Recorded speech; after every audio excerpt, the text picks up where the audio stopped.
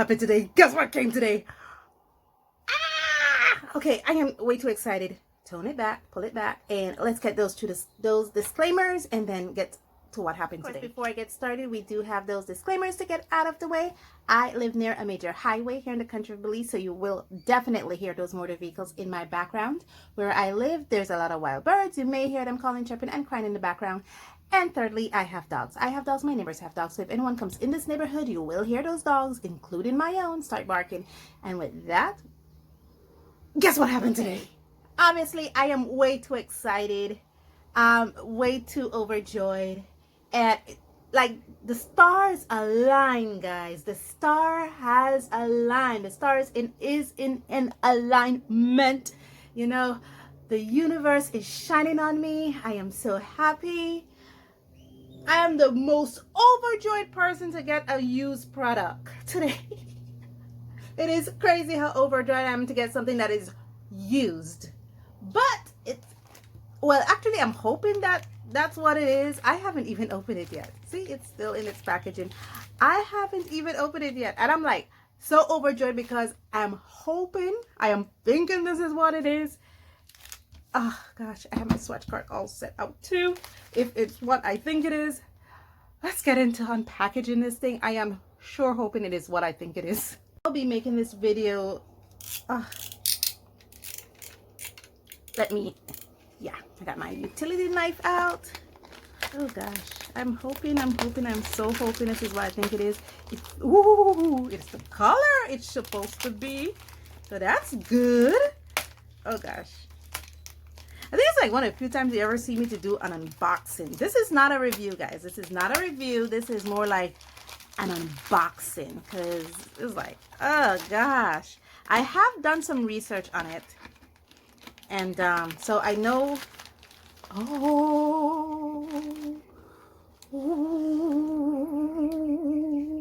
it's upside down, special effects. Oh gosh, look at this. Ain't it beautiful? Okay, look at it. What is it, guys? It's a box of used Crayola watercolors half pans. Now you're like, why is she so excited over getting Crayola watercolors? I mean, it's Crayola and she just said it's used.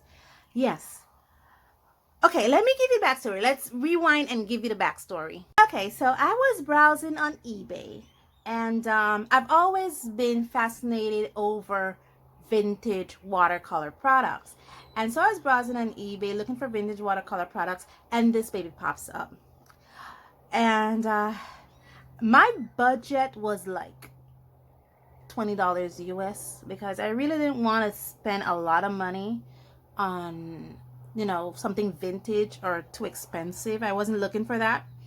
And then this baby's popped up, which is basically half the cost of what my budget was. I said my budget was $20. Well, this was half the cost of that. And I think it was even less than that, actually.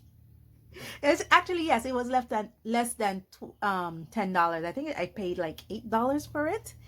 Anyway, the backstory is this popped up, and these are supposed to be some vintage Crayola watercolors. And I was doing all sorts of browsing to see what year this product is, because it's vintage, which means it's supposed to be older than, you know, 2020. So I was like, I've never really seen something like that before. And I was thinking back in my childhood, if I remember if any of the Crayola paints my mom bought me when I was a kid were like this, and I couldn't quite remember. And I was like, okay. So I was doing some research on it to find out how old these were. And then one of the picture the seller supplied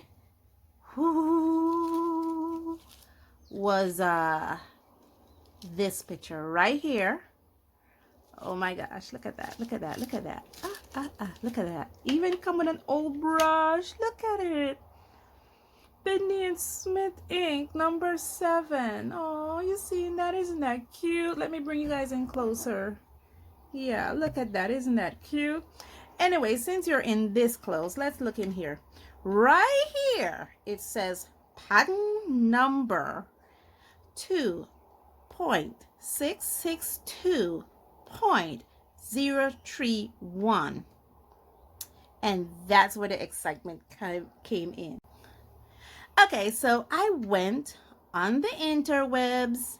I went to Professor Google and I asked Professor Google, what year was patent number 2.662.031 patented? And then Professor Google told me this particular product was patented in 1951. Wait. You guys didn't hear me. This paint was patented in 1951. Okay? And it was discontinued. The patent on this particular product expired in 1970. Guys, this paint is old enough to be my grandma. Oh my gosh. These are some 70-year-old paints. Specifically, according to the United States Patent, is it company? The Patent Bureau? Is it the United States Patent Bureau? Or I know it's something that is federally owned. So it's either a bureau or federation or something, because I know it's owned by the nation, like the national is national. Well, according to them, Bidney and Smith applied for this patent on June 4th of 1961, 51, and it was granted to them in 1953, December 18th, and it was made that same year. The patent for this paint expired on December 8th, 1970. So these paints are, so it was made that same year, 1953, and it's 17 years old. Basically, these paints are 67 years old. Amazing. Wow. That blew my mind. And like I said, I paid like $8 for this stuff. So I was like, ooh, I feel so happy. I feel so blessed. Like I said, the universe was in alignment, guys. Oh my gosh, I feel so good. I couldn't wait to open it and share it with you. Like I said, this is just an unbox and swatch. This is really not a review. I did read the other stuff because they were like really into details about this stuff.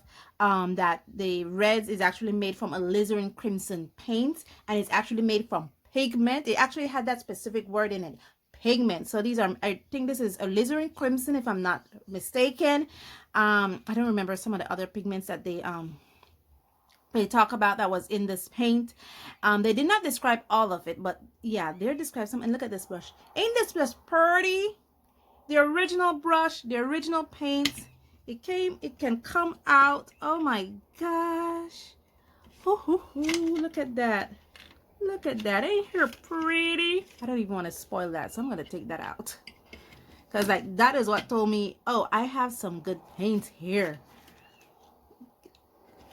So basically, there's 8 colors in this set. The colors are primary red, bam, orange here, primary yellow, green, primary blue, violet, brown, and black.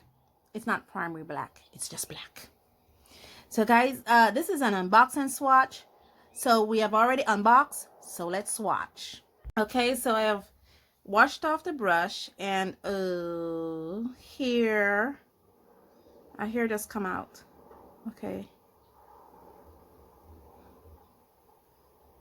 but that was the only hair. I've been playing with it for about a few minutes now, and yeah, that's about it. I'm not really pulling it. I'm just trying to shape a point there. I might have to do some treatment to this brush so that it could keep a point. You guys see that? Look at that. Yeah, not really holding a point, but then again, these were marketed for children, so yeah. So I'm just gonna put this here. I really don't want to put it here. I'm gonna put it on my palette. Yeah, my palette is good enough. So I'm gonna wet it. I'm gonna use I have a swatch paper here. This is the swatch paper I'm gonna put it on, guys. But for right now, I just want to see if I'm getting any real color off it. I'm just going to wet it. Let me see if I could just put a little color. Does the brush works? That's what we're looking at. And something's forming. We're looking at it. Something's forming. Does the brush works? Ooh. Ain't that pretty? Ooh, it does works. Ooh, that's pretty. You guys are not seeing what I'm doing. Let me bring you guys in on this side. Yeah, this is what I'm doing. What about you? What are you? What are you? Oh gosh. The sad thing is you guys don't get to see me do this all the time because most of the time I'm already familiar with the products I get. And by the time you guys see it, it's because I've already unboxed it. In most cases, I've already played with it. Ooh. Look at that. Oh my God, that is so beautiful. Those are some beautiful colors, guys. Really beautiful. Oh my goodness. And I think this is natural hair because see, look at that. That's a characteristic of natural hair. What hair, I don't know, but that whenever you use a paintbrush, especially in watercolor, and you're doing this and it kind of forms a shape you're moving in, that's a characteristic of natural hair. So yeah, that's really cool. I don't know what went on in here, but this has a lot of fibers. I'm seeing like a lot of hair fibers in there in the yellow, but it's re-wetting. Look at that. Ooh, look at that. Oh my gosh, that is so cool. That is so cool. That is amazing. Oh, look at that. Oh man, you guys are seeing this? I'm gonna be swatching it onto my little card that I have provided. And it's a tad too small, but that's okay. We can cut it down. The green. Ooh, pretty. That's pretty, man. The blue. Am I disappointed? I'm just waiting to get to that brown, because if I get to that brown and I see that it's not re-wet, I'm like, man, that's not good. Which in brown is a color I use a lot. Just kind of re-wetting them a little bit. And then I'm going to go in and do some swatch. By that time, whatever the first amount of colors is already placed down. Ooh. Pretty, man. Pretty. Okay. Let's get some color in there. Let's get some color in there. Ooh. It works. The color I didn't think was going to work works. That's really good. Let's see. Yep, it works. Oh, man. Bam, guys. Bam. Oh, man, that is amazing. That is such amazing. Woo-hoo-hoo. Oh, man. Now that we've seen all that those colors work and we put a little bit of water onto those so that could soak in, let's get to the swatching, okay?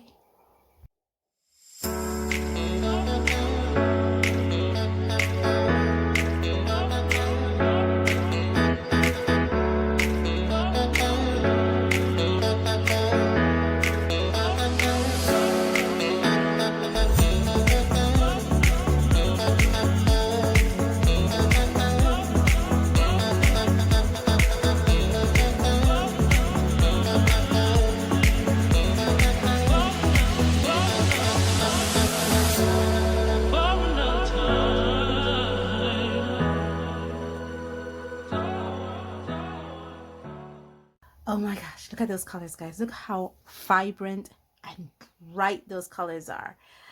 Look at my water. Just give you, let me switch this down and you see that. Look at that water. You seen that water?